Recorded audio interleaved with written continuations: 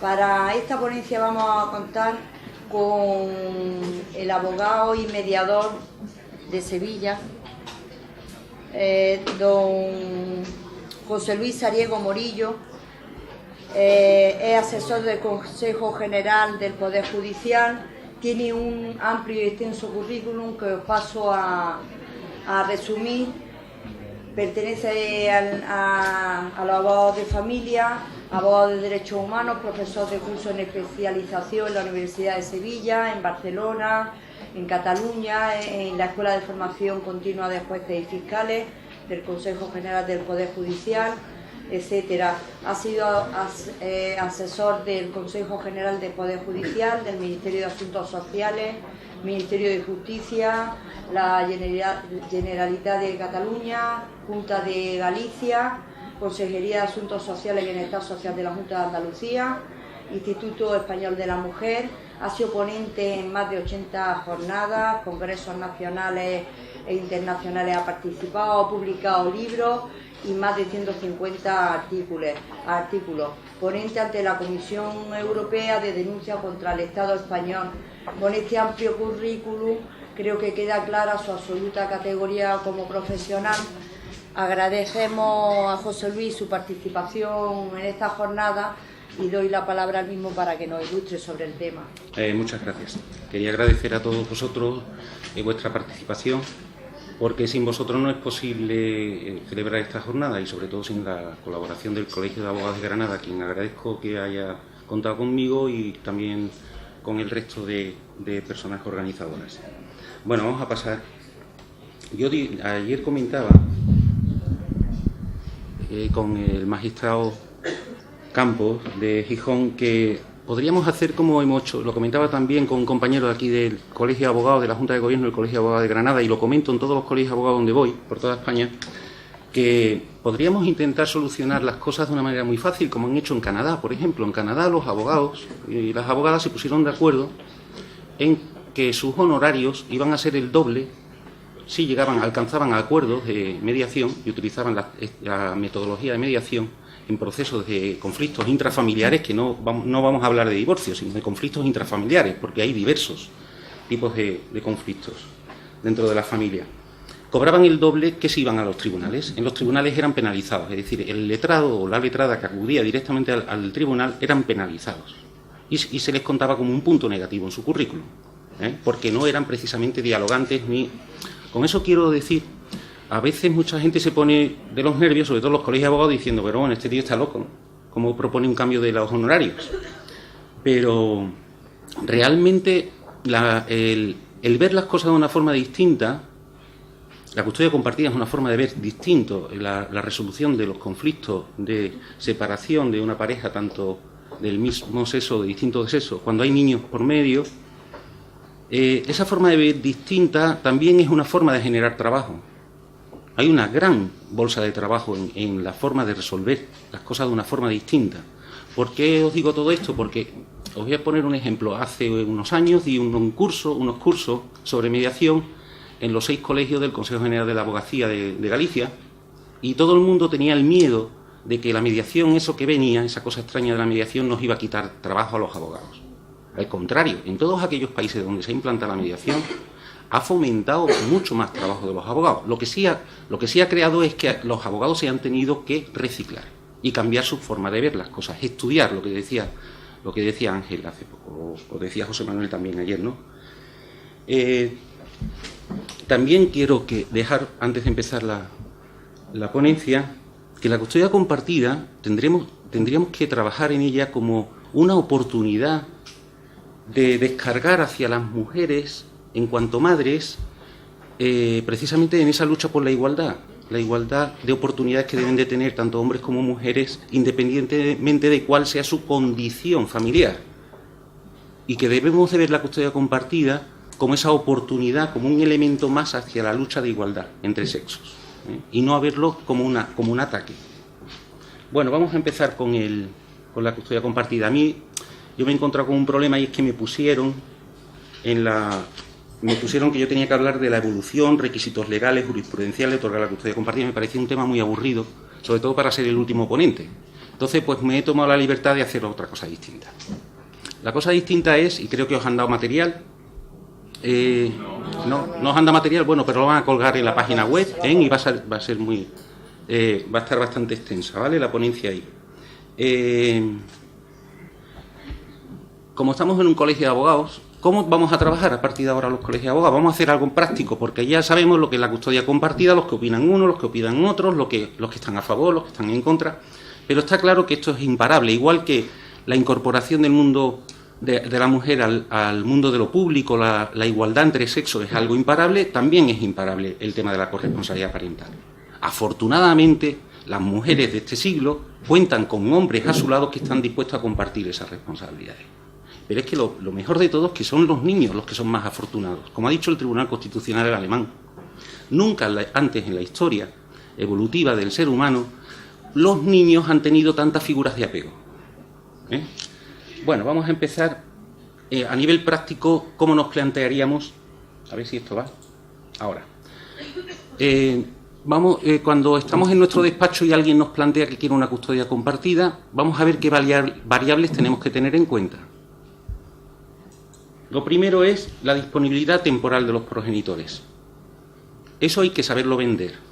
Vamos a convertirnos en vendedores y vendedoras de una idea cuando redactamos una demanda de solicitud de custodia compartida. Y lo primero que tenemos que hacer es buscar esa variable, la disponibilidad real, temporal, de ambos progenitores para hacerse cargo de una custodia compartida. La segunda variable a tener en cuenta es la disponibilidad de recursos económicos de la familia en su conjunto para hacer frente a 2 viviendas. Esa es la nueva realidad. La tercera variable es la disponibilidad de recursos sociales y familiares. Es que levante alguien la mano que no se haya dado cuenta de que cuando un padre o una madre va a un divorcio, a un proceso judicial, es como si fueran huérfanos. ¿No habéis dado cuenta que es como si fueran huérfanos? Se habla allí del padre y de la madre, disponibilidad de tiempo del padre y la madre, como si no existieran los abuelos, ni los tíos, ni los primos, ni los amigos. De pronto, cuando vas al divorcio, es como si no existiera toda la disponibilidad, que los recursos esos sociales con los que tú contabas para organizar tu vida laboral y familiar, como decía antes el magistrado, no, bueno, es que esta señora tenía que dejar, o este señor o esta familia tenía que dejar en manos de terceras personas a los niños. Y eso no va a cambiar después, porque los padres no pueden renunciar a sus horarios laborales. Pues eso también hay que tenerlo en cuenta a la hora de plantear la demanda. Es decir, vamos a vender de que, mire usted, nosotros necesitábamos de estos recursos sociales y familiares cuando vivíamos conjuntamente, y ahora lo que planteamos es reorganizarlo de otra forma, pero teniendo en cuenta de que existe eso. Existen los abuelos, existen las chicas o los chicos empleados de hogar, existen los comedores, existe el aula matinal. Todos esos recursos los hemos estado utilizando. ¿Por qué vamos a dejar de utilizarlo ahora? Le vamos a cambiar los niños. Y en tercer lugar, la posibilidad de articular cambios medioambientales en toda la familia. Siempre se habla de medio ambiente, pero los niños también tienen un medio ambiente. Y curiosamente, la mayoría de las sentencias, incluidas incluso las propuestas de custodias compartidas, yo llego a ver custodias compartidas que le han cambiado también la vida al niño, al padre y a la madre. Pues lo que tenemos que hacer es que esa posibilidad de cambiar ese medio ambiente, ese contexto familiar o el mesosistema, como dicen los psicólogos, es intentar que sea lo menos perjudicial, no solo para el niño, sino para los progenitores, porque creo que ya sabéis a estas alturas del partido que yo soy de la opinión que no me sirve el interés superior del menor, es decir, no me sirve un niño feliz a costa del sufrimiento de uno de los progenitores o de los dos. Eso de yo me sacrifico por mi hijo y hago lo que sea, eso a medio o largo plazo tiene un alto coste para el interés del menor en sentido negativo. Necesitamos papás felices después de un divorcio para que los niños sean felices. Esa es mi opinión. Entonces, bueno, vamos a ver punto por punto todas estas variables. Es tan fácil como esto. Esto es una cuestión que yo le planteo. Yo daba unos cursos a los equipos psicosociales de Andalucía y a los de la Comunidad Autónoma de Madrid. Les estuve dando un curso sobre metodología para trabajar ellos a la hora de proponer a los jueces cómo reorganizar, porque en realidad el divorcio es una reorganización familiar. Todo el mundo dice, no, vamos a establecer la custodia. No, dejemos de hablar de custodia de visita. Mire usted, nosotros nos organizamos de esta manera, ahora hemos decidido vivir de forma distinta y planteamos esta forma de reorganización familiar. Como dicen en Cataluña, el plan de crianza. Aquí yo no he inventado nada, todo esto está copiado de Canadá, de algunos estados de Estados Unidos, Noruega, Finlandia, Dinamarca, etcétera, etcétera. Y bueno, en aquellos países donde funciona positivamente, ¿por qué no vamos a copiarlo, no? Yo prefiero copiar lo bueno a copiar lo malo. Vamos a ver lo que yo le decía a los equipos psicosociales y a los jueces también en los cursos de formación continua. Vamos a ver el papá qué hace durante estas horas. Y les ponía este cuadro, que se os va a facilitar, lo podéis imprimir luego por la página web. Es tan fácil como decir, el padre ¿qué hace de 0 a 8 de la mañana? Duerme, ¿no? Y de 8 a 3, ¿qué hace el padre? ¿Dónde está? Los lunes, los martes, los miércoles, los jueves, los viernes, sábado, tal. ¿Dónde está el papá de 3 a 5? ¿Dónde está de 5 a 8? Esto lo podéis también adaptar, los horarios no tienen por qué ser tan inflexibles. Y ahora vamos a estudiar la mamá. ¿Dónde está la mamá? Cuando vivían juntos, ¿dónde estaba la mamá en cada hora y en cada día de la semana? Y ahora vamos a coger los niños. Vamos a poner un tipo medio de... ¿Sabéis que la familia media española es 1,6? Es un papá y una mamá con 1,6 niños, ¿no? Pero no iba a poner 1,6, he puesto 2, ¿vale? Entonces vamos a poner el típico caso de una familia de que tienen un niño y una niña, la parejita. ¿Dónde está el niño y dónde está la niña en esas horas también?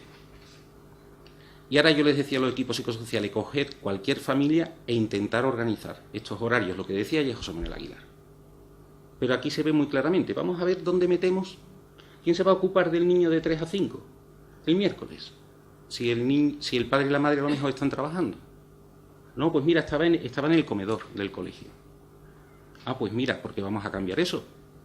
¿Para qué vamos a plantear? Como suelen hacer muchos jueces, muchos de nosotros también, abogados y abogadas, que somos muy responsables también de muchos conflictos, generamos muchos conflictos a la hora de pedir determinadas cosas que son irracionales. ¿Cuántas veces estamos condenando a padres y a madres al estándar, ¿no? De fines de semana alternos, una tarde a la semana los miércoles, y resulta que a lo mejor los miércoles, pues el padre siempre, o la madre, resulta que la madre pertenece a la banda municipal de no sé cuánto, que sale en Semana Santa, y resulta que ensayan todos los miércoles, con lo cual ha fastidiado a la madre todos los miércoles. Porque no tenemos en cuenta las cuestiones medioambientales, no hemos hecho un estudio medioambiental de la situación familiar. Entonces aquí la cuestión está en plantear, vender en la demanda ese reparto de tiempos. Mire usted, las disponibilidades del padre son estas, las disponibilidades de la madre son estas, y las disponibilidades de los niños son estas y estas. Y nosotros lo que proponemos en la demanda, eso a los jueces les encanta. Yo así lo planteo en todos los tribunales por donde voy, por toda España, y los jueces se quedan alucinados diciendo, joder, me está usted vendiendo, es que no podemos hacer otra cosa, es que no hay otro sitio. Y fijaros, os voy a poner un ejemplo de un matrimonio joven con un niño de menos de un año, de 11 meses, ¿vale? Una pareja joven. Fijaros lo que le planteamos al juez. Reparto temporal por días. Las disponibilidades eran las siguientes. Teniendo en cuenta los horarios laborales, los horarios de tanto del papá como de la mamá, como las necesidades del menor. Fijaros, lo verde era el tiempo que el papá podía pasar con el niño, realmente, y como lo estaba pasando antes de presentar la demanda de separación. El gris es cuando el niño está durmiendo, es decir, da lo mismo que esté con uno o con otro, normalmente está con sus sueños, ¿vale? El amarillo representa el tiempo que realmente la madre podía dedicarle al niño. Y el morado representa el tiempo que ambos progenitores, antes de la demanda de separación, habían decidido que iba a ir al colegio o la guardería, iba a estar al cuidado de terceras personas. Bueno, pues si eso era así en esa estructura temporal, si el juez viene o el compañero contrario plantea una cosa distinta, fastidia a todo el mundo. Todo el mundo sale insatisfecho. Y el que va a sufrir la insatisfacción de ambos progenitores, porque si nos cambian este sistema de organización, porque no había otra posibilidad de organizar el reparto del tiempo, sin cualquier cambio que representara esta forma de organización familiar en cuanto al reparto de tiempos con el cuidado del niño, a uno de los dos padres le iba a fastidiar, o a ambos, seguramente a ambos. Y al final, si los dos están mal, el niño va a estar mal. Vamos a ver también el reparto, los modelos de reparto que se puede hacer de tiempo, ¿no? Y de cuidado, de atención y cuidado de los niños tal como trabajamos nosotros. Mucha gente estamos utilizando el estándar, pero la custodia compartida no significa un reparto 50-50 como todo el mundo entiende. Puede haber una custodia compartida con el procedimiento estándar, es decir, fines de semana alternos amplios y de convivencia y una tarde en semana porque el padre sea camionero y no pueda estar viaje hasta Europa, antes lo comentaba, ¿no? con el magistrado. ¿Por qué ese padre no va a tener custodia compartida? La custodia compartida es algo más que el reparto del tiempo. Y aquí lo vamos a ver. Mira los modelos de distribución de semana tradicional, que le llamo yo. Este es un primer modelo. Este es un modelo donde padre y madre tienen horarios salvajes. Economía pura capitalista con horarios salvajes. Los dos son profesionales autónomos y trabajan muchísimas horas. La única posibilidad que tenían es de llegar a este modelo tradicional. Pero es que también hay otro modelo tradicional que puede ser el siguiente. Este es otro modelo tradicional de repartos de tiempo. No sé si se ve. No sé cómo ampliarlo. Si alguien viene y me ayuda. Bueno, esto lo van a facilitar. Bueno, os lo voy a explicar un poquito así para que... No sé si se ve... Ah, no, porque está el cañón allí, ¿no? Bueno, aquí pone lunes, martes, miércoles, como veis, los días de la semana, ¿vale? Durante 4 semanas, un mes tipo. En el primer caso aparece padre-madre. Si aparece padre al principio, madre después, es hasta el colegio. Es decir, padre está hasta la entrada al colegio, la madre a partir del colegio hasta por la noche, ¿de acuerdo? Entonces los lunes sería padre-madre, el martes estaría el niño con la madre porque ha dormido por la noche con él, el miércoles la madre lo lleva al colegio, el miércoles el padre lo recoge del colegio, el jueves pasa el niño con el padre, el viernes lo lleva al colegio el padre, la madre lo recoge la madre, el sábado y el domingo los pasa con la madre hasta el lunes que lo lleva al colegio. Bueno, hay 40.000. Lo que quiero especificar con esto no es tan importante que os fijéis en el modelo, que lo vais a tener acceso a través de la página web del colegio, como la inmensidad de posibilidades. Es decir, la custodia compartida es como lo que decía alguien de un guante a medida, ¿no? Hay multitud de posibilidades de adaptar los tiempos de los niños a los tiempos de los padres, a las necesidades del conjunto de la familia. No podemos perder la perspectiva de que aquí no estamos trabajando con unos niños y con un cliente, sino con el conjunto de la familia. Es decir, que 2 personas adultas decidan vivir separadas no significa que desaparezca el concepto de familia. La familia sigue existiendo y al final las decisiones que tome el padre o las decisiones que tome la madre van a tener repercusiones en los niños y va a tener repercusiones familiares, también en el ámbito externo de la familia. Vamos a ver otro modelo también. La gente habla del modelo semanal, ¿no? Como si el modelo semanal fuera único, pero es que el modelo semanal yo he conseguido hasta 17 modelos distintos semanales, de repartos semanales de custodia compartida, y os he puesto solamente 3. Ahí. Ahora os voy a hablar de otros modelos de repartos de tiempo, que es el mensual. El mensual es que un mes se lo pasa el niño con un progenitor y al mes siguiente lo pasa con el otro, y ahí entre medio un reparto de tiempos de convivencia con el progenitor que no tiene su cuidado habitual. Fijaros que no hablo de visitas ni hablo de custodia, hablo de repartos de tiempo habitual o tiempo habitual con un progenitor y el otro va a pasar un tiempo de convivencia. El sistema mensual no funciona. Nosotros hicimos un estudio sobre 278 casos en el año 2008, 278 casos de mediación, donde se establecieron, la inmensa mayoría de los padres y las madres decidieron establecer el sistema semanal de custodia compartida o el sistema por años escolares, que luego os explicaré. Ese estudio no fue un estudio como el que se suele hacer al uso, como el que ha hecho hace poco, por ejemplo, la Universidad de Oxford o el que viene de Sydney también, de Australia, sino que es un estudio longitudinal. El estudio longitudinal significa que se ve qué opinan los padres y los niños, aquellos que pueden opinar, cuando se pone en marcha el sistema de repartos de tiempos y repartos de responsabilidades, pero al cabo de 2 años y al cabo de 3 se les vuelve a preguntar, oye, ¿cómo ha ido? Claro, a mí lo que me interesa no es saber que he llegado al objeto, porque parece que el trabajo del abogado termina cuando hemos conseguido un convenio o cuando hemos conseguido una sentencia, pero sabéis, muchos de nosotros sabemos que ahí no termina el trabajo de un abogado, porque las sentencias no resuelven todos los problemas de la gente, pero los convenios tampoco, si no lo hacemos bien. Entonces, ¿qué ocurre? Se nos ocurrió hacer ese estudio al cabo de 2 años, preguntarle a papás y a mamás y a los niños, oye, ¿qué tal? ¿Estáis contentos? ¿Sois más felices? ¿Habéis conseguido mayor desarrollo profesional? ¿Habéis tenido menos problemas de conciliar la vida familiar y laboral? Tal. Y el resultado fue fantástico de aquel estudio. En los casos de reparto semanal y en los casos de reparto de años escolares. En el caso mensual, la inmensa mayoría de parejas que adoptaron en principio el reparto mensual, que creo que no llegaron a 20 y tantas, en menos de un año se pasaron a otro sistema. También el otro sistema que también era un fracaso era el semestral. Y por último, el otro modelo de reparto sería el de años escolares alternos.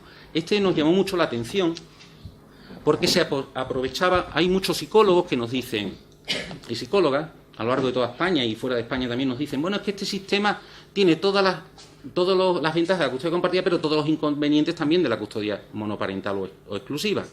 Y digo, no. Y es que os vais a quedar sorprendidos, es increíble. Al cabo de 3 años, creo que fueron 211 familias que habían vivido durante 3 años este sistema por años escolares alternos, donde los niños pasaban con el progenitor con el que no vivían ese año de forma habitual, pasaban un tiempo de convivencia con el otro progenitor, lo que vulgarmente le llamamos un régimen de visita. Pues nos sorprendió muchísimo más, estaban más contentas las madres que los padres, porque las madres, en la inmensa mayoría de casos, habían, en el reparto de roles de género que habían tenido en el cuidado de la familia cuando vivía junta con su marido, con su esposo o con su pareja masculina, resulta que ellas habían asumido mucha más responsabilidad parental, habían dedicado mucho más tiempo en el ámbito privado al cuidado de los hijos, y de pronto descubren ese año escolar que se van los niños a vivir con su padre, pues descubren que son libres, que pueden estudiar inglés o estudiar la carrera que dejaron a terminar porque se quedaron embarazadas del primer niño, o descubren que pueden viajar. Y os voy a decir una cosa, la respuesta más sorprendente de aquel estudio fue madres que decían: estoy encantada con la custodia compartida por años alternos porque estoy deseando que llegue el año que viene, que los niños se van con su santo padre.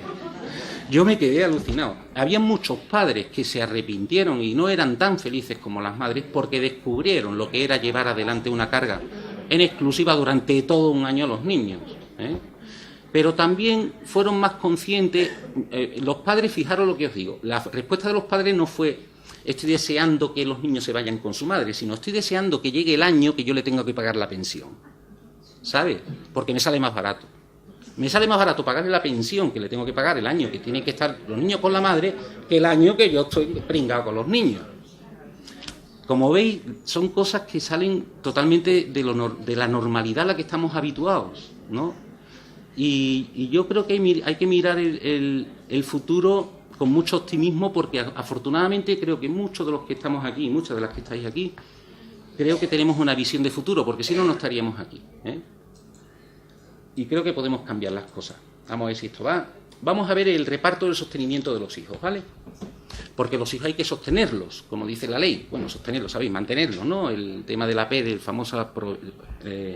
hay que proveer a los niños, ¿no?, de recursos. En un tipo igualitario, esta sería la fórmula. Yo os he puesto un resumen de fórmulas porque hay cientos de fórmulas que se utilizan en Canadá, en California, en el estado de Washington, en Alemania. Yo lo que he hecho ha sido hacer así un tal y he hecho un resumen para que sea más facilito. Este es el típico caso de progenitor A y progenitor B, aunque aquí he puesto padre y madre, pero por si acaso también hay personas que no quiero discriminar a las personas del mismo sexo que tienen una familia. Progenitor A y progenitor B, que ambos progenitores tienen el mismo tipo de recursos económicos para afrontar el sostenimiento de los hijos. Y ha habido un reparto igualitario en el sostenimiento de la familia. Lógicamente ahí las cuentas son muy facilitas, ¿vale? Hay otro modelo que sería el tipo proporcional. Aquí quiero hacer una apreciación porque hay un pequeño error, pero bueno. Aquí es el caso de un progenitor en casa del padre, que es en la parte de arriba, no sé si se ve bien. El padre obtiene mayores ingresos, porque aquí ha habido un reparto desigualitario en cuanto al cuidado de los niños durante la convivencia de la pareja, y el padre ha tenido más oportunidades de ganar más dinero fuera de casa porque la mujer ha tomado la decisión de renunciar a lo mejor a sus horarios laborales, ha pedido una reducción de jornada y gana menos dinero. Entonces aquí lo que tenemos que establecer, y así funciona bastante bien, es un reparto proporcional de sostenimiento de los hijos. Aquí lo que hay que hallar es cuánto cuesta cada niño al mes sostenerlo. Y luego decir, pues mira, si el niño resulta que nos cuesta 400 euros al mes, pues tú vas a pagar el 64% y yo voy a colaborar con el 38%. En los gastos extraordinarios hay dos fórmulas, que es reparto 50%, 50-50, porque es lo que hacen los jueces, pero no tiene por qué ser así. Cuando nosotros planteamos mediante convenio regulador este tipo de reparto proporcional, decimos que incluidos los gastos extraordinarios, que son tomados de mutuo acuerdo también, por consenso, también hay un reparto proporcional. Porque no nos parece justo que un padre que gana 6.000 euros y una madre que gane 2.000, si hay que comprarle a hacer un viaje el niño de fin de carrera a Irlanda, que paguen el 50%, porque la capacidad contributiva de uno no tiene nada que ver con la del otro, ¿vale? Así ninguno de los dos piensan también que es justo. Es una cosa muy curiosa porque la inmensa mayoría de padres y madres de aquellos 278 casos decían que lo que más les gustaba es que se sentían que no habían perdido tanto como las otras opciones que le ofrecían. La ley, otros abogados, otras personas que le habían oído hablar, ¿no? Aquí es muy importante trabajar con el concepto ganador-ganador. Pero no nos engañemos, en un proceso de desestructuración familiar legal, vaya manera de llamar al divorcio, ¿no? Pero bueno, todo el mundo pierde. Solo ganamos los abogados, los profesionales. Solo. Los jueces le van a pagar lo mismo, pero nosotros ganamos. Pero ellos siempre van a perder, y lo que se trata es de perder lo menos posible. Y que ese coste implique tenga la menos repercusión en el conjunto de la familia, para que la familia tenga una oportunidad en su conjunto de salir adelante todos, de una forma digna, razonable y justa. Y esa era la palabra. La palabra, casi todos los padres y madres de esas 278 familias decían que les había parecido una situación justa, se había resuelto de una forma justa. Ninguno tenía sensación de haber perdido más que el otro, más cuota de poder de decisión que el otro, ni más cuota de disponibilidad económica que el otro. Vamos a ver una fórmula de resumen para todo tipo de situaciones. Yo lo que he hecho ha sido coger todas las fórmulas que van funcionando por ahí, que hay por internet, que hay en estudios y que se aplican en determinados países, y lo que he hecho es aplicarlo a la idiosincrasia española, porque nosotros somos distintos, ¿no? Tenemos que buscar cuáles son los gastos de la casa de la mamá. Tenemos que partir que hay dos casas. Vamos a ver cuánto vale mantener la casa de la mamá. ¿Cuánto gastan los niños en casa de la mamá durante el tiempo que están con ella? Y de ahí sale el porcentaje que la mamá tiene que contribuir al sostenimiento de los niños. Y vamos a ver los gastos de la casa de padre, cuántos son los gastos de los hijos con el padre en su casa, y de ahí saldrá el porcentaje de gastos comunes de los hijos. Entre los 278 casos de aquel estudio famoso, puedo decir que el 250, un poquito más quizás, decían que esta fórmula les había representado, resulta que después del divorcio ahorraban, tenían mayor capacidad de ahorro. ¿Sabéis por qué? Porque tuvieron que ponerse a hacer números y empezaron a decir, bueno, ¿y por qué necesitamos tener un seguro privado si tenemos la seguridad social? A tachar. Claro, cuando empezaron a pensar en su economía familiar. ¿Por qué tenemos que mantener un coche que resulta que gasta 15 litros de gasolina a los 100 kilómetros? Vamos a quitarnos este coche de en medio y vamos a comprarnos un coche más pequeño. Es decir, redujeron gastos cuando empezaron a aplicar esta fórmula, porque tendrían que salir dos casas, el sostenimiento de dos casas para el mantenimiento de toda la familia en su conjunto.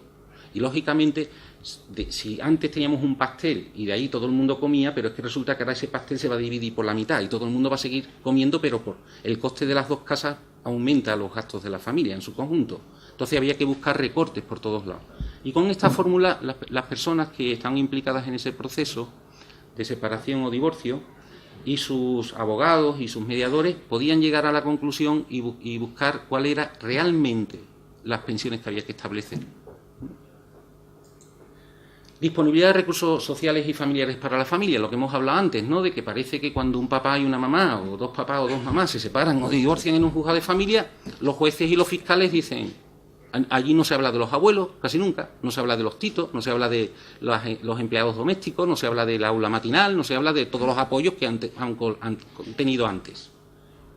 Bueno, pues ¿por qué no? Hay que tenerlos en cuenta. Los niños cuentan por lo pronto con 3 recursos sociales primordiales, sobre todo a partir de que la edad escolar es obligatoria. El papá, la mamá y el colegio. Esos son los primeros de la pirámide. Pero es que también puede ser que la mamá tenga unos abuelos y unos titos y unas titas con los que han contado, por ejemplo, para irse un fin de semana a esquiar arriba a Sierra Nevada, sin niños, y se quedaron con los titos.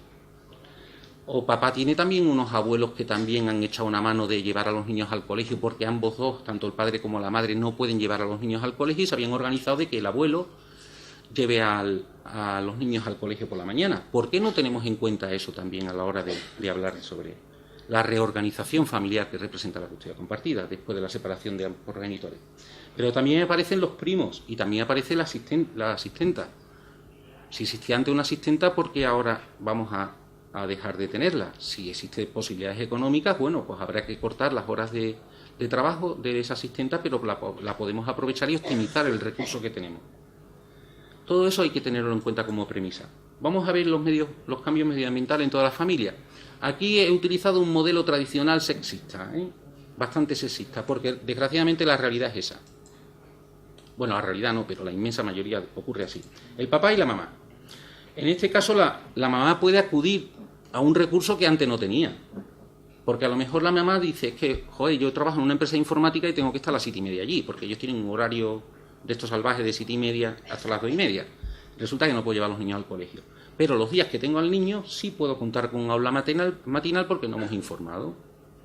O también puedo organizar actividades extraescolares para yo poder salir un poco más de... que el niño se quede en el colegio en alguna actividad extraescolar porque yo salgo un poco más tarde de casa.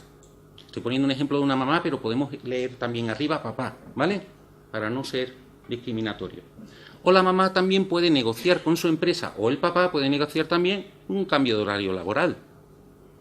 Hace poco he tenido un caso de un policía local de una ciudad grande de España que habló con sus jefes y se acogió a la ley de conciliación de la vida familiar y laboral, porque acreditó que tenía una custodia compartida en contencioso en un tribunal.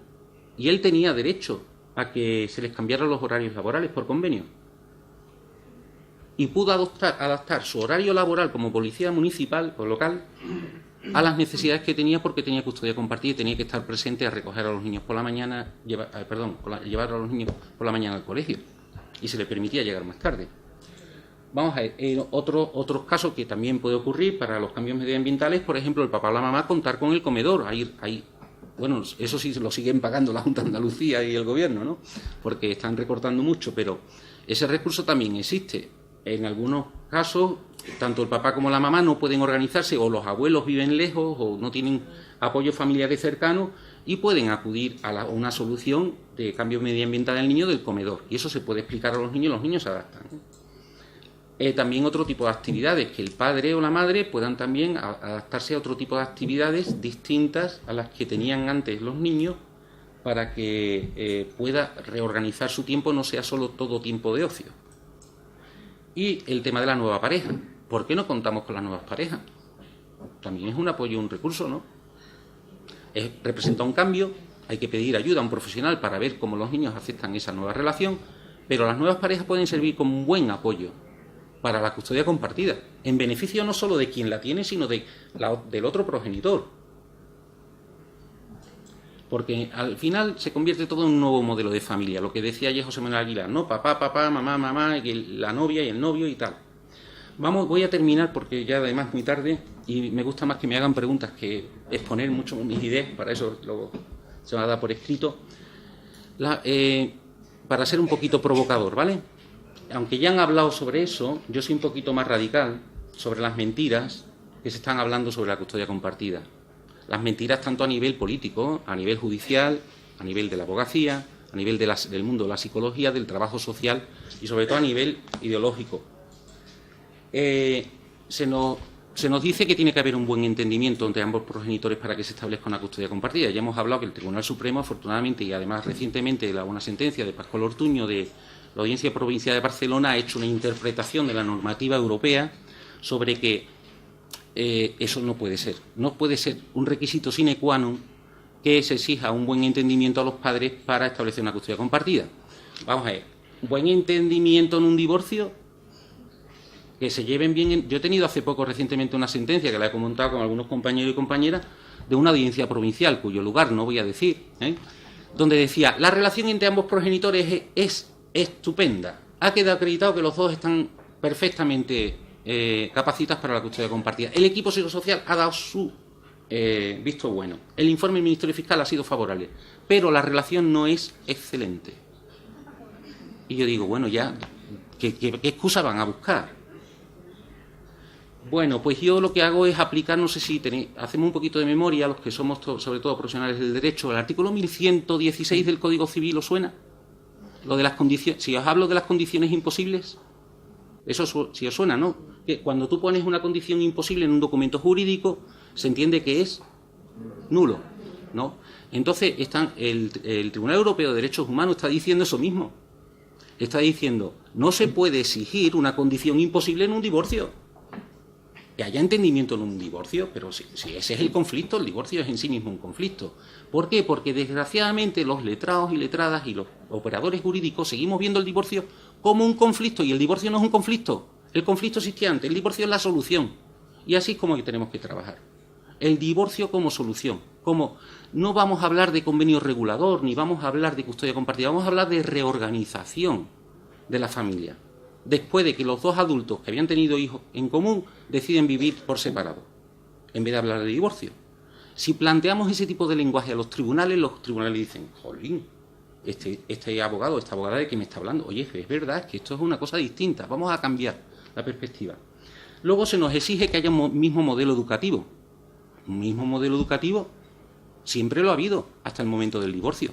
Porque fijaros, ¿cuántos padres y madres conocéis vosotros que hasta el momento del divorcio hayan estado luchando antes del divorcio por llevar a un niño al colegio católico y el otro al colegio musulmán? Ninguno. A que todos se habían puesto de acuerdo en el colegio donde iban.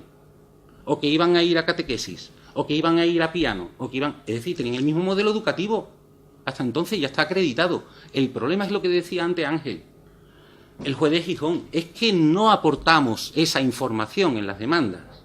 Yo le digo a los jueces siempre en las demandas, mire usted, señoría, esta familia, por motivos que no vienen al caso de detallar, la pareja decide ya vivir en distintos sitios, no separarse, sino vivir en distintos sitios, no vivir juntos. Pero habían llegado a acuerdos hasta ahora en el modelo educativo, en tener dos niños, en ponerle María y Lucía a las dos niñas, en que las niñas fueran apuntadas al Club Fútbol Granada o no, o lo que fuera, o al club ecologista tal, y que fueran a tal piscina. Hasta ayer mismo estaban de acuerdo en todo esto, y siguen de acuerdo. Lo que no se ponen de acuerdo es cómo reorganizarse. Y nosotros planteamos este modelo de reorganización, y acreditamos que todo eso era así. Acreditamos que iban a la piscina y que su papá y su mamá habían decidido que fueran ¿os suena aquello de los... Voy a pedir un certificado al médico que dice que la mamá solo se ha ocupado de llevar al niño al médico? Oye, no. Nosotros aportamos informes donde aparecen siempre, porque el papá que pide una custodia compartida está dentro de ese 42% que, según los datos estadísticos que acaban de ser publicados en Francia, sabéis que en Francia se han cumplido ahora 10 años, en marzo de 2012 se ha cumplido 10 años de la ley de custodia alterna, y se ha hecho un estudio diciendo, bueno, ¿qué ha significado la custodia alterna en Francia? Y no hemos llevado una gran sorpresa. La custodia compartida no significa que siempre se vaya a otorgar la custodia compartida. Tan solo en Francia, el 42% de los procesos de separación y divorcio se ha establecido la custodia compartida. Pero es que la inmensa mayoría, el resto, no es que no la quisieran, es que no eran idóneos o no la habían pedido. Porque la realidad también nacional en nuestro país es que sigue habiendo padres que no quieren la custodia compartida. Y con esos son los que hay que trabajar.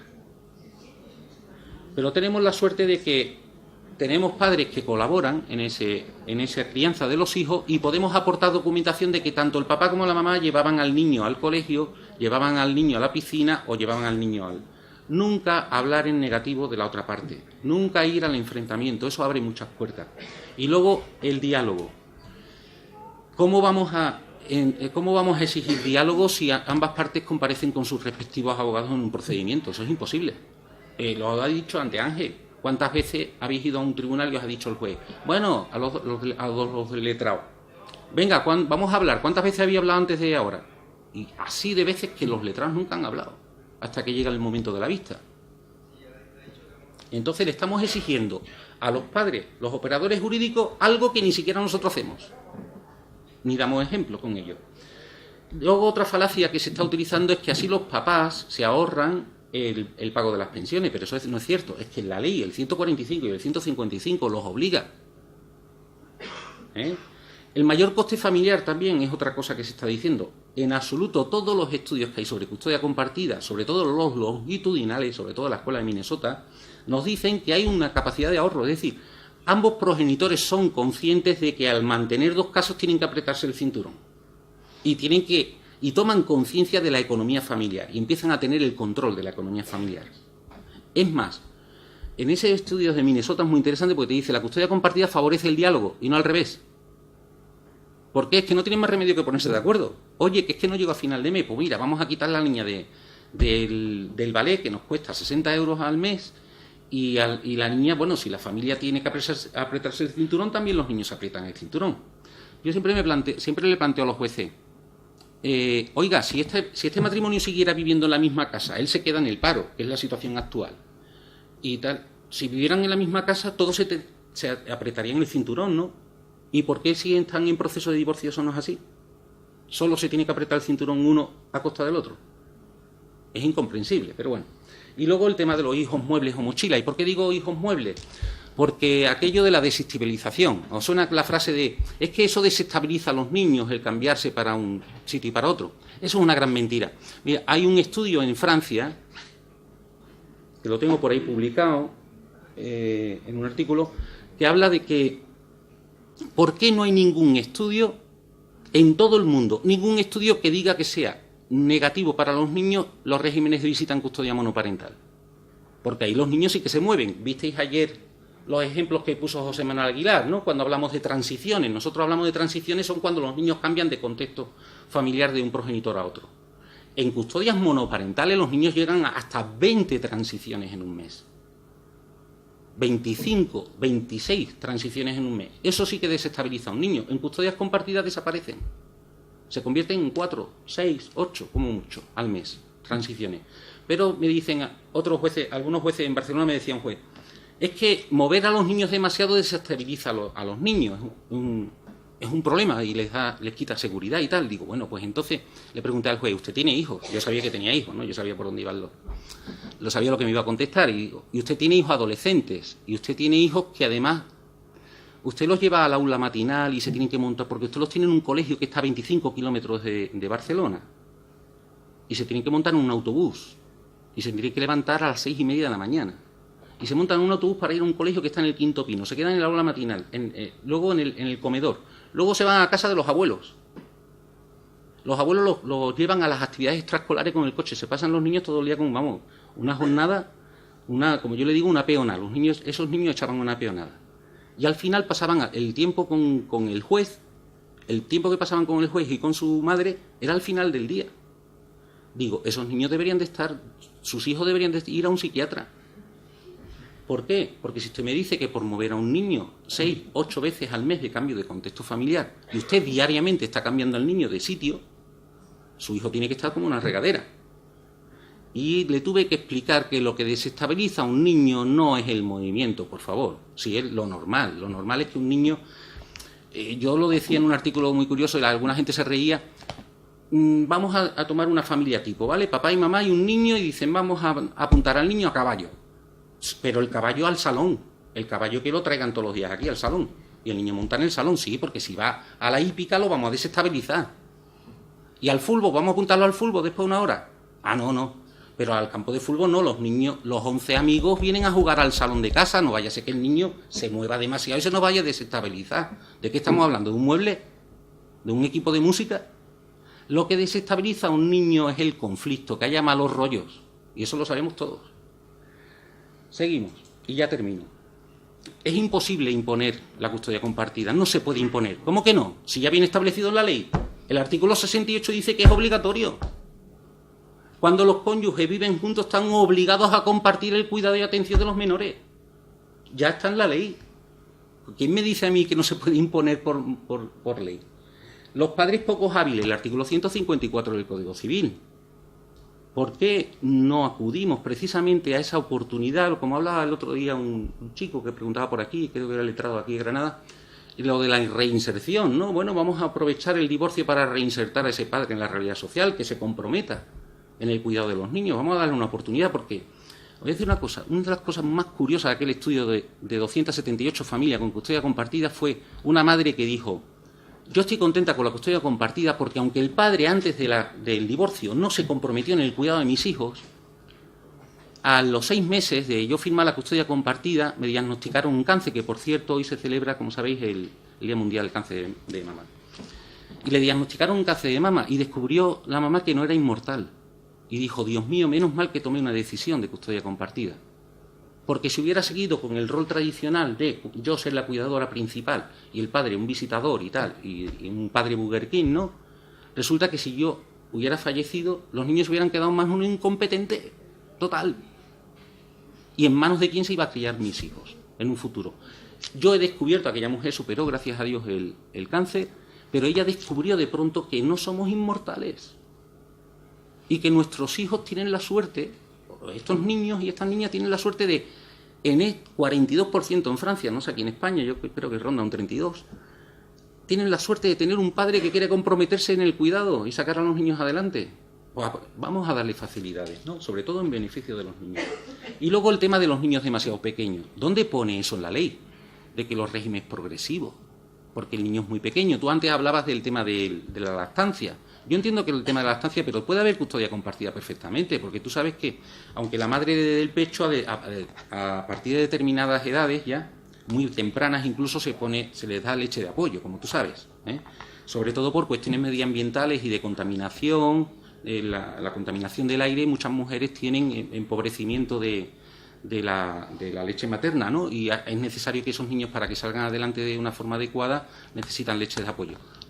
¿Por qué el papá no le puede dar la leche de apoyo? Y yo digo, si una madre le está dando el pecho a la niña y resulta que al padre no le hemos dado oportunidad de darle una leche de apoyo, no sabe cómo cambiar un pañal, cómo preparar un biberón de Nativa 2 o lo que sea, y ahora la madre le atropella un coche y le va a dar la leche de apoyo. ¿El incompetente que tú no lo has dejado que aprenda? Bueno, pues yo creo que voy a terminar. Y si necesitáis alguna aclaración o lo que sea, o alguien quiere ayuda de algún tipo, ahí os dejo mi correo electrónico, ¿vale? Nada más, gracias.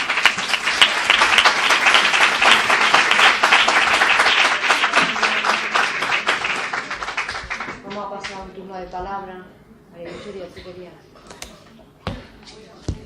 Qué miedo. Quiero felicitarles por su ponencia. Encantado, significado, y da mucho ver sobre todo en la perspectiva del letrado reciente, que además evidencia la importancia de la intervención de los letrados en estos procedimientos, que desde muchos ámbitos hay que reconocerlo, desde el ámbito de la judicial, desde el ámbito de los psicosociales, se trata de minimizar. Creo que es muy importante esta intervención, y como dijo hablamos muy a menudo, un porcentaje elevadísimo de los procedimientos hasta ahora los hemos negociado desde el año 81 en el comparto plenamente todo lo que has dicho, es que lo comparto, y creo que los criterios son absolutamente incontestables.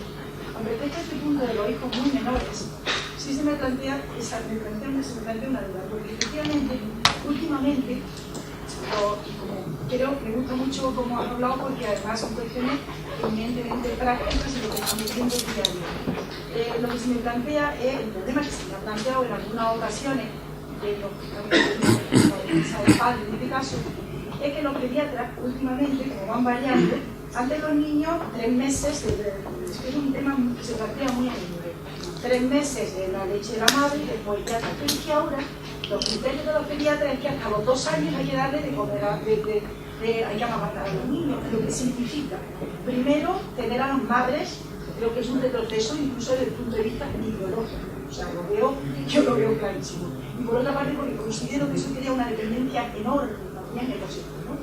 Entonces nos encontramos con que en algunos procedimientos, quien se opone a la custodia compartida, lógicamente nos planifica este criterio de la pediatría actual, que luego dentro de 1 año o 2 años, pues legal, y tal volveremos en este sentido. Y claro, resulta bastante difícil en ocasiones cuando la propia pediatra o pediatra informan en el procedimiento la necesidad de esta cuestión. Y esto dificulta la resolución por parte de los jueces. Bueno, me gustaría que veo que una enorme experiencia en esta materia, que has podido ver al respecto. Y luego otra cuestión que sí me gustaría conocer tu opinión es en los procedimientos contenciosos, la valoración del informe psicosocial que se viene haciendo por los tribunales, y cómo a veces nos encontramos con que obviamente todo depende, igual que depende del juez que le toque, depende del equipo que le toque, pero hay una cosa que para bien o para mal, en unos casos, dependiendo de dónde estemos, se da la circunstancia de que los equipos psicosociales se han convertido en el juez del procedimiento.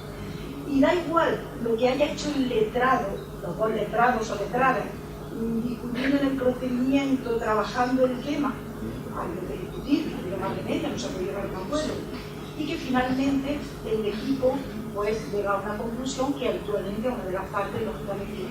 Pero es que a veces se da la circunstancia de que efectivamente ese informe psicosocial, bueno, pues es discutible.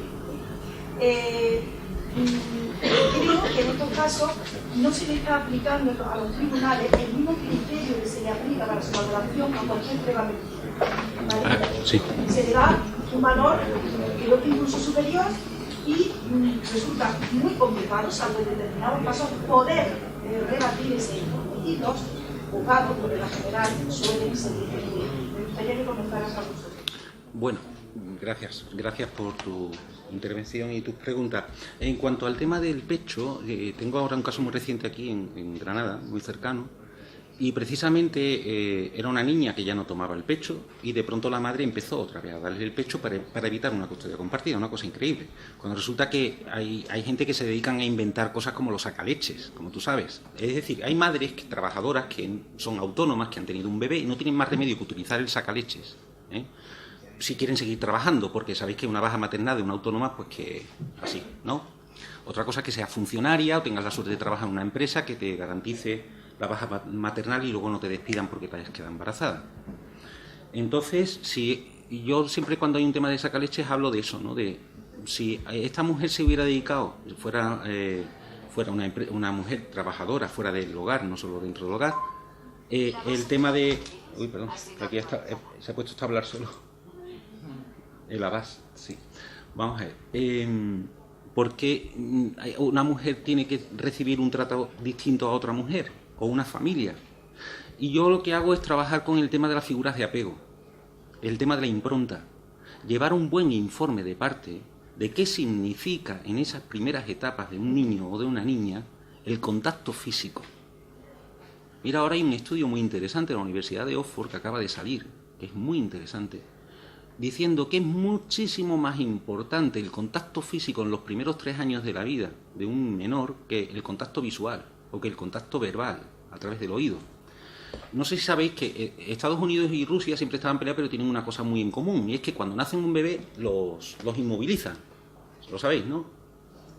Los inmovilizan varias semanas, porque alguien, un tal Vygotsky, luego en Estados Unidos no sé quién fue, se les ocurrió de que las conexiones neuronales cuando nace un bebé se desarrollan mucho más rápido y se ponen más en marcha las conexiones neuronales a través de los ojos que a través del tacto, y que el tacto y la piel lo que hacía era distraer a las neuronas para que desarrollaran, para conseguir niños con mayor cociente intelectual. Y eso es cierto, tanto en la antigua Unión Soviética como en Estados Unidos.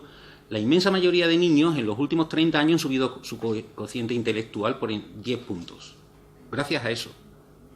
Pero también el índice de mayores suicidios, a los niños les ha faltado algo. El tema de la educación emocional, tienen fallos en todo eso. ¿Por qué? Porque les ha faltado el contacto físico. Los niños más felices son aquellos que viven, por ejemplo, en las culturas africanas, donde las madres se los llevan a trabajar y los llevan encima. El contacto, el movimiento continuo. Eso de que se puso tan de moda de tenemos un bebé y al bebé hay que sacarlo de inmediato del dormitorio de papá y mamá. Eso es tan perjudicial como dejarlo hasta los 4 años, como he visto yo casos, ¿no? Que al padre y a la madre les costaba trabajo mandarlos a un cuarto. Pues ese sistema americano perjudicaba muchísimo. Entonces, yo lo que utilizo son estudios de psicología evolutiva de la educación y aprovecho, por ejemplo, compañeros como José Manuel Aguilar o otros psicólogos y psicólogas que saben de eso, que nos dicen que es muy bueno para que esos niños se sientan más seguros y crezcan de una manera más segura y que tengan una adultez más equilibrada, que hayan tenido un contacto físico en las primeras etapas de su vida, con su padre y su madre, con los abuelos también, con todas las... Porque no podemos hablar de una figura de apego, lo que antes decía el Tribunal Constitucional alemán, ¿no? Es que estos niños tienen más figuras de apego que nadie, pero nadie se preocupa por ellos. Eso ha dicho el Tribunal Constitucional alemán. Y lo segundo, sobre el equipo psicosocial, mira, ahí el problema lo tenemos nosotros, los abogados. Porque tú, ¿cómo pides la prueba del equipo psicosocial? Yo pido una prueba del equipo psicosocial. Es como tú pides la prueba. Sabéis que ahora en Andalucía se va a poner de moda, ya de hecho ya lo están haciendo en algunas provincias. La Junta de Andalucía ha cortado el dinero, lo sabéis, ¿no? Como así empezó ahora en Cataluña hace 2 años, luego a Madrid, luego ha sido Madrid y ahora viene a Andalucía. Solo van a tener derecho a equipo psicosocial los que tienen justicia gratuita. Los demás tienen que pagar. Eso ya está pasando en Cádiz, en Huelva, en Córdoba, no sé si aquí en Granada. Pero bueno, el problema del equipo psicosocial es cómo tú pides la prueba del equipo psicosocial, porque lo decía antes, no sé, recuerdo que era Ángel, ¿no?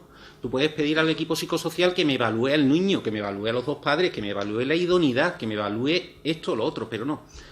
La cuestión esta es que hay que trabajar antes de pedir la prueba del equipo psicosocial. Tú tienes que darle al juez hechos. Yo pido una custodia compartida porque esta familia era así. Darle documentación de cómo era. Y ahora pido que el equipo psicosocial, en medidas provisionales, que es donde hay que pedirlas, no en la pieza principal, en medidas provisionales, en virtud del artículo 68 del Código Civil, pedir una prueba del equipo psicosocial para decir, mire usted, quiero que el equipo psicosocial, con el plan de crianza y con la documentación que hemos aportado en medidas provisionales, nos diga si estos niños pueden seguir viviendo así, pero con un papá y una mamá viviendo en casas distintas. Y que provisionalmente nos diga si eso es posible. ¿Para qué? Para que nos sirva de modelo o que nos sirva de periodo de prueba para que cuando llegue la pieza principal nos digan, pues mira, sí ha funcionado o no. Porque lo que hacen ahora es psicología ficción. ¿O no? A mí, ¿cómo me va a decir un equipo psicosocial? ¿Es viable la custodia compartida de esta pareja con respecto a un niño pequeñito? Si hace 10 meses que el niño pequeñito no ve al padre nada más que los fines de semana alternos. Pero si me permite un inciso, sí. Ahí la intervención de los jueces nos cuadra mucho, porque con esto de que efectivamente es una materia de orden público, sí. Da igual como lo proponga, porque efectivamente yo suelo proponer la prueba del equipo psicosocial como yo quiero. Es decir, yo quiero que se me pronuncie sobre determinado extremo. No siempre, a veces sí, pero no sobre, en fin, que se determine, se dictamine sobre la guardia y custodia de los menores de manera genérica. El problema es que aunque lo hagas, los propios tribunales, el propio juez, en cada juzgado, pues tiene su forma de hacer las cosas. Normalmente, si vamos a otro sitio, nos informaremos de cuál es el criterio del juzgado. Poniendo como ejemplo el nuestro, esto funciona así. Y es que el juzgado, que se acuerda que los ministros de sobre la custodia de los menores. Y el equipo psicosocial, sí, efectivamente, tiene los autos todos completos a su disposición. Efectivamente, es importante la labor que cada legislador haya hecho para aportar y las pruebas que haya aportado, eso es evidente. Pero que en cualquier caso, aunque incluso la proposición de la prueba pericial sea limitada, porque no lo haya propuesto a la otra parte, se haya adherido, tú le has pedido que quieres solo y exclusivamente, se hace un examen completo. Y el dictamen es un dictamen así. Es decir, propongo esto. Y es que da igual. Es que lo digo porque la práctica es lo que sufrimos. Vamos a ver, es que sí, mira, una manera de impugnar los informes de los equipos psicosociales que se extralimitan en lo que tú has pedido, como pasándoles evaluaciones de adaptación y idoneidad de los padres, diciendo, no, se considera más adecuada la custodia de la madre, ¿vale? Conclusión. Y tú dices, bueno, no, el informe me tiene que decir por qué el padre no es idóneo. Porque usted no está dando la custodia a la madre. Usted le está quitando la custodia al padre. El padre la tenía hasta que usted lo ha dicho. Espera, la ley de protección de menor... Ya, pero la ley de protección de menores, tanto la andaluza como la nacional, y con todas sus modificaciones y las adaptaciones a los convenios internacionales, nos dicen que hay que justificar por qué a un progenitor se le desposee de la patria potestad de la custodia, para dar una declaración de desamparo. Y yo exijo también que se aplique eso. Es así tan fácil. En muchos casos, pero fíjate, en muchos casos los equipos psicosociales, por tratar de hacer, porque no encuentran partiendo de la capacidad de ambos progenitores, partiendo de la capacidad de ambos progenitores, sin embargo, se agarran a algo sutilísimo, ¿no?, para definir que uno de otro. Pero en esos casos entiendo lo que vamos. Mira, en Madrid, en la modificación legislativa que se está llevando a cabo, yo en Madrid he aportado una idea que no sé si los políticos luego la tirarán a la basura, como hacen casi siempre.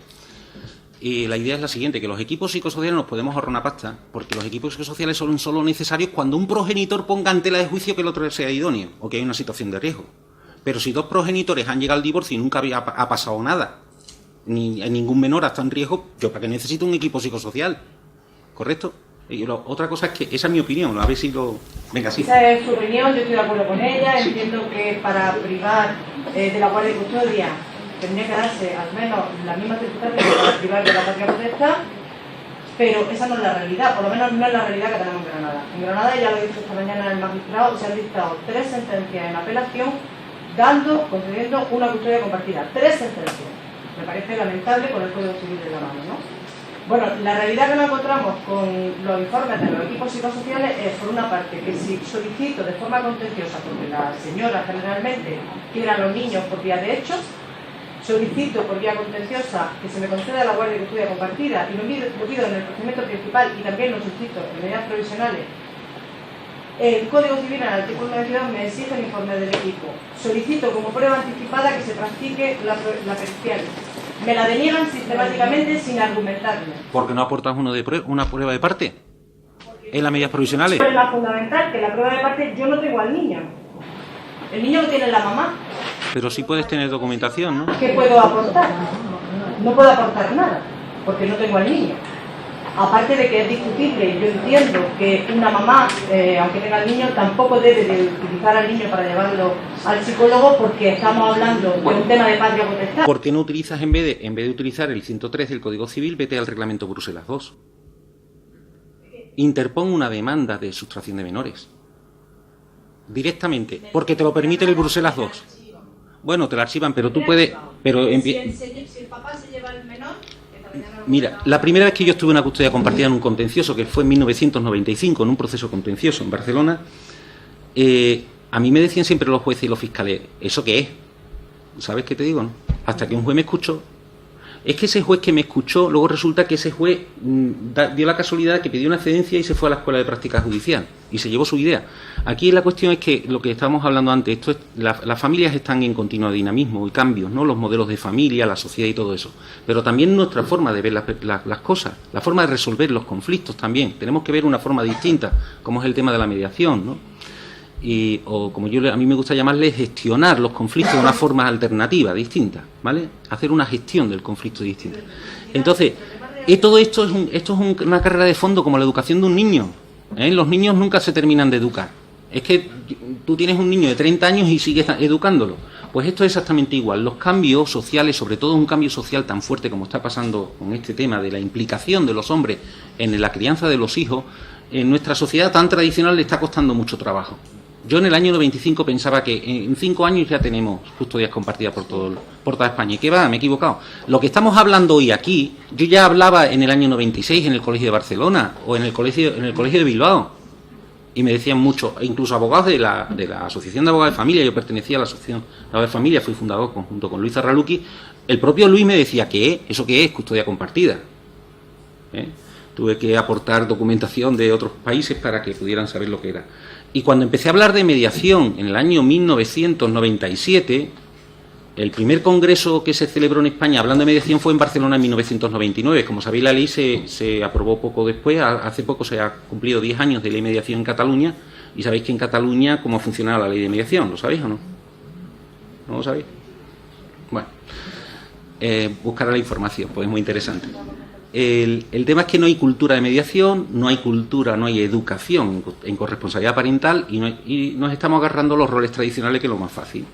Nos estamos agarrando a la jurisprudencia antigua, que es más fácil. Salvo cuando Encarnación Trías, o alguien en el Tribunal Supremo, pues tiene la ligera... De pronto se le va la olla y dice que no hace falta el buen entendimiento entre los padres para una custodia compartida y ahí nos tenemos que agarrar. Entonces, es una cuestión... Hay muchos jueces me dicen, es que usted ha planteado la solicitud de custodia compartida de una manera diferente. ¿Cómo? Yo no digo quiero la custodia compartida y un reparto de tiempos de tal hora, sino que digo quiero una custodia compartida para que este niño pueda pasar miedo cuando su papá y su mamá le cuentan un cuento. Porque ese niño es necesario que también conforma el apego cuando sienten ese miedo. Porque sabéis los que tenéis niños y niñas, ¿no? Cuando han sido pequeñitos y le contáis un cuento, sabéis que viene el lobo feroz, por Caperucita y tal, y hay un miedo sano. Hay una moralina en esos cuentos. ¿Por qué solamente hay un progenitor que tiene derecho, por decirlo de esa manera, a crear esa figura de apego, de crear seguridad cuando cuentan cuentos? ¿Por qué ese niño no tiene derecho a pasar miedo también con su papi que le cuente otro cuento? Entonces, otra cosa muy interesante es utilizar las imágenes. Mira, estoy ahora elaborando un estudio muy bonito que es ¿qué tiene que ver el mundo del derecho de familia con la ciencia, con el mundo de la ciencia? Vamos a aplicar criterios científicos o cálculos de incertidumbres a los procesos de familia. Y descubro que una cosa interesantísima. Resulta que la única manera de poder cambiar tu opinión sobre sobre mi opinión, es decir, la mejor manera de convencerte, hay estudios de la Universidad de Harvard, que es una imagen. ¿Habéis visto cómo os ha entrado el mensaje que ha lanzado Ángel Campo? Que os ha puesto figuritas, dibujitos y tal, fotografías y vídeos. y os han llegado de una forma más profunda a la parte del cerebro que está dispuesta a cambiar de opinión, porque sabéis que la definición de la inteligencia humana es, últimamente la Universidad de Cornell de Nueva York dice que la inteligencia humana se mide por aquella capacidad que tiene uno de cambiar de opinión, de estar dispuesto a cambiar de su opinión, ¿no? Entonces, yo descubrí eso y estoy utilizando esa estrategia en los juzgados. Pongámosles cara y rostro a esos niños. Al asunto modificación de medidas 582/12, no, yo no le voy a llamar así, le voy a llamar caso de Lucía y Pepito. Y aquí está la primera prueba. Lucía y Pepito con su padre y con su madre en el parque, tirándose por el tobogán. Y ahora el padre está solo en el parque, en el tobogán. Señoría, ¿dónde están estos niños jugando? Queremos que esos niños vuelvan a ese contexto medioambiental que tenían, donde se sentían seguros. Vamos a darle imagen, vamos a darle rostro a los niños. En esas pruebas que yo os digo, no solo hay que llevar informes médicos, informes de todo tipo, sino hay que llevar documentación fotográfica y videográfica, si es posible. ¿Qué ocurre? Cuando el equipo psicosocial dice estudio de los autos, ¿qué va a estudiar? Una demanda donde se dicen fundamentos de derecho y pruebas que la prueba que ha aportado la abogada o el abogado es la declaración de Hacienda, la de no sé qué y no sé cuánto. ¿Esa es la documentación que va a estudiar para decidir cómo van a vivir unos niños? Venga. Bueno, pues si os parece, estamos encantados oyendo a José Luis, pero el tiempo lo tenemos bastante justo y, como dije, van a intervenir ahora Aníbal Moreno, presidente de la Asociación Granada Custodia Compartida, y el compañero José Antonio Maldonado, abogado responsable de la Comisión Jurídica.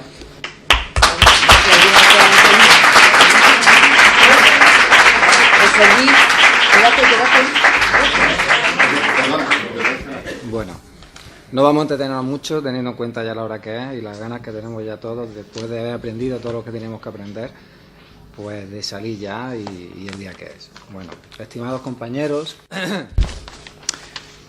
ilustres ponentes que han estado aquí, los que quedan ya. Bueno, yo estoy aquí en primer lugar como padre, también como miembro de la Asociación Granada Custodia Compartida, igualmente como compañero de esos padres y de esas madres que pertenecen a esta asociación, con los cuales algunos se encuentran aquí en este lugar. Como he comenzado diciendo, soy letrado, compañero vuestro, pero sin duda de todas estas cosas que estoy nombrando, de la que me encuentro más orgulloso es de ser padre. Granada por la Custodia Compartida somos una asociación formada por un grupo de hombres, de mujeres, de padres y de madres que creemos y luchamos por la igualdad de todos en la crianza de nuestros hijos. Queremos poner hoy de manifiesto, en estas últimas palabras, aunque ya ha quedado patente a lo largo de todas las jornadas, que nos preocupa la situación legal y la situación judicial que se está produciendo hoy en día en los supuestos de separaciones y divorcios con hijos. Somos conscientes nosotros de que no todos los padres y todas las madres quieren y están implicados de igual manera y comprometidos en la crianza de los hijos. Pero sí es verdad que pedimos para aquellos que lo están, que estamos hablando de esos porcentajes que ya se han hablado a lo largo de estos días, de que a estas personas no se les puede negar. Todos sabemos que una disolución de una pareja existe lógicamente una problemática personal y se produce como consecuencia de esa problemática un nefasto desenlace. Obviamente eso no se puede mezclar con hijos y desgraciadamente sabemos que eso pasa en todos los procedimientos judiciales. De sobra es sabido por todos vosotros, como ya se ha dicho, el escaso porcentaje de las custodias compartidas hoy en nuestros procedimientos. A pesar de que en muchas de esas familias donde se pide la custodia compartida y esas familias que se van a disolver, existe una posición realmente igualitaria en la crianza de los hijos entre el padre y la madre, a pesar de que se den todos los requisitos que ya hemos escuchado de todos nuestros ilustres ponentes para que se pueda otorgar, a pesar de que nos diga claramente el Tribunal Supremo que la custodia compartida de los hijos debe de ser algo normal y no excepcional. Bueno, pues por todo esto estamos preocupados y queremos aprovechar este foro, este privilegiado foro, el Colegio de Abogados, y desde nuestra humilde posición, desde la asociación, no podemos dejar de transmitiros, como ya he dicho, esta gran preocupación. y queremos haceros partícipes de ella y os queremos pedir una cosa y os queremos manifestar una cosa desde la asociación, y es la siguiente. A vosotros, letrados, compañeros, que ustedes sois uno de los principales garantes y veladores de que precisamente se aplique la ley, de que se aplique una ley justa para esa familia que se va a disolver, de que ustedes son la primera pieza, el primer engranaje que empieza a funcionar, porque es donde en primer lugar se acude cuando obviamente ese padre y esa madre que deciden dar ese paso.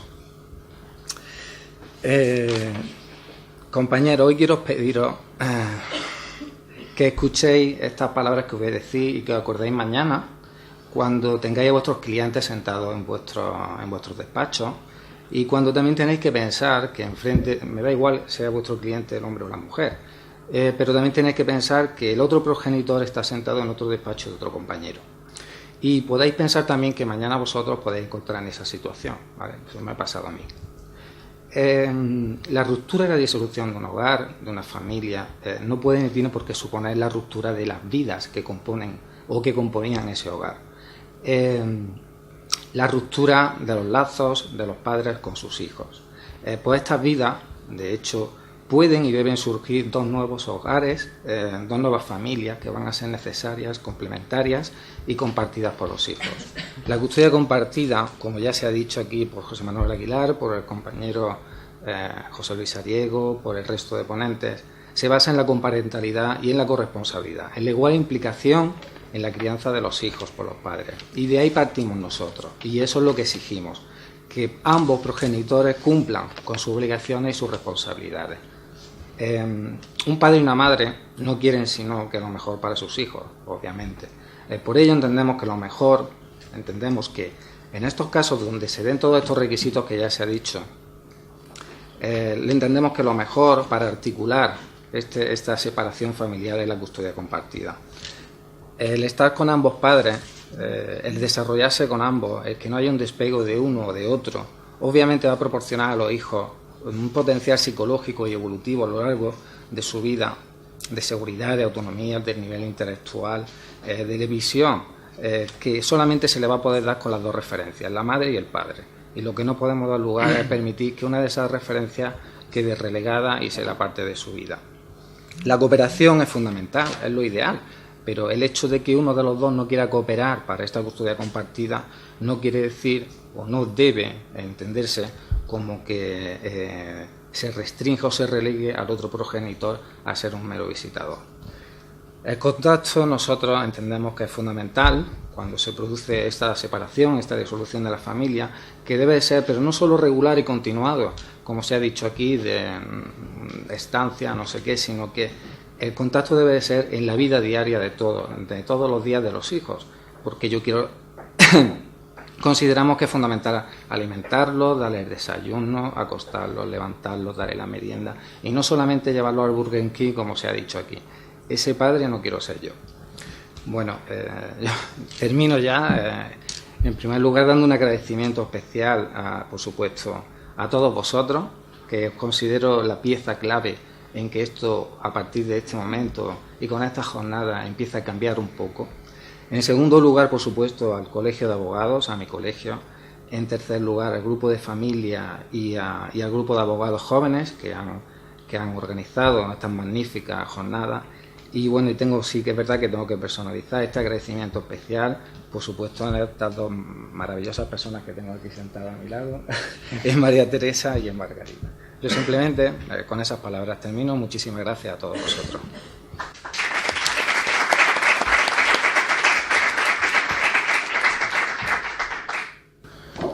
Bueno, pues ya muy tarde, ¿no? Bueno, voy a ser muy breve, ¿no? Porque ya se ha explicado, yo creo que se ha explicado ya bastante bien, ¿no?, mi compañero. Y entonces, pues claro, nosotros lo que sí que de verdad que queríamos agradecer, quiero extender, ¿no?, también, no solo lo que es al grupo de familia, incluso a los abogados jóvenes que también han participado aquí en estas jornadas.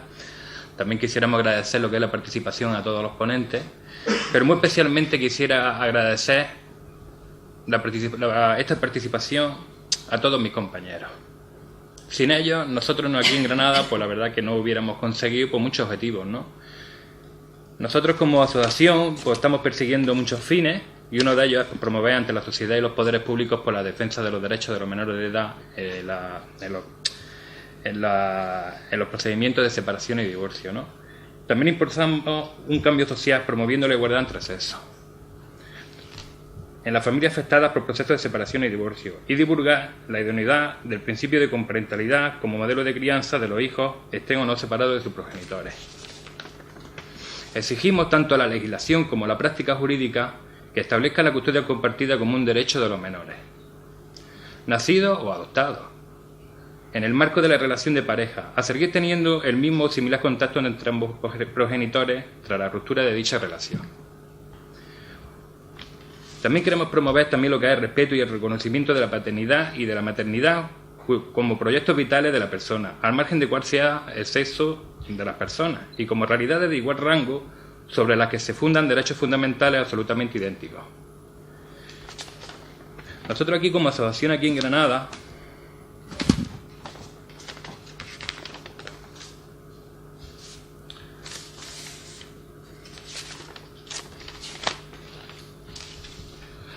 nosotros aquí en Granada hemos presentado y siendo aprobado en sus respectivos plenos de casi más de 50 ayuntamientos la propuesta para que se apruebe la moción de modificación de la actual legislación en la relación a la que la custodia compartida fuese la fórmula preferente a los procesos de separación y divorcio con los hijos. De hecho, también incluso estamos en los consejos de igualdad de innumerables ayuntamientos, así como la Diputación también de Granada, y todos los primeros sábados de cada mes estamos haciendo una concentración en la Plaza del Campillo, en la cual os hago partícipe a todos vosotros, lógicamente para hacer también incluso pues pedagogía con la ciudadanía y que le expliquemos a todos en qué consiste la custodia compartida y lógicamente pues siendo pues lo más favorable para los menores, ¿no? Y ya quiero acabar porque vamos ya muy tarde como hemos dicho y desde nuestra asociación de Granada por la custodia compartida os damos a todos vosotros las gracias por vuestra atención y apoyo. A cada uno de los ponentes, como ha dicho tal y como ha dicho mi compañero, al Colegio de Abogados, al Grupo de Familia, al Grupo de Abogados Jóvenes, por brindarnos la oportunidad y estar aquí, y esperemos que este día y el gran éxito de esta jornada sea un esfuerzo más para todos y un punto de salida e inicio en Granada para llegar a una igualdad efectiva entre mujeres y hombres, de madre y padre, pero sobre todo en la consecución de la protección y la defensa de los derechos de nuestros hijos. Muchas gracias.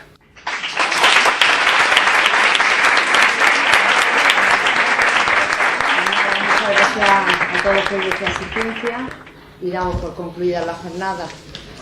Gracias.